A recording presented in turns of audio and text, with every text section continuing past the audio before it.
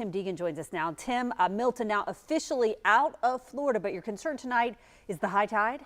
Yeah, exactly. And that's all part of that storm surge. If you remember, there was a storm surge forecast that we had 3 to 5 feet along the ocean, 2 to 4 feet along the St. Johns River and estuaries up and down northeast Florida and southeastern Georgia. First of all, just to verify what you've heard, folks, there is Milton. That's about 300 miles off the coast. It is moving to the east at 21 miles per hour. That's racing for a storm. In fact, technically, it's no longer considered a tropical storm. It's considered post-tropical. We'll talk about that as we go through the evening.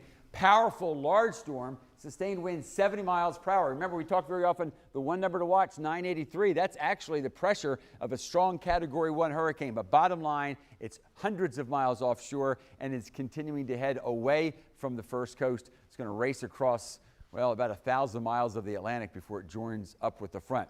So let's talk about the coastal scenario, because Heather started us off with the tides, and it's all connected to the ocean.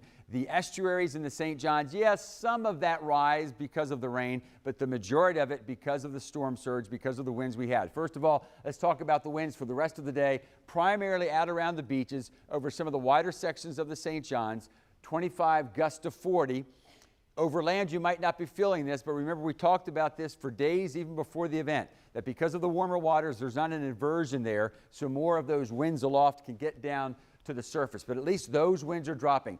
These are the two high tides that were most critical. We were watching this afternoon, 2 o'clock at the beaches, 4 o'clock downtown. We're going to show you all the tides along the river. We've already passed the beaches. When I say the beaches, I should say the islands. That includes places like St. Augustine, Fernandina, all of those areas where there were evacuations or roads were closed. That was mid-afternoon. The tide is now dropping, so conditions improving. Along the St. Johns, in Duval and northern Clay and St. Johns County, we're talking about the St. Johns River, we're just now passing high tide. Best we can tell, though, it was about a 3-foot storm surge. Remember, 4 feet above that is when it starts getting into homes and businesses. So it does look like we thought this was going to be the case, but it's nice to eyeball it. We still have had some water come up through the drains. There is some flooding, but it looks for the most part not going to get into homes and businesses.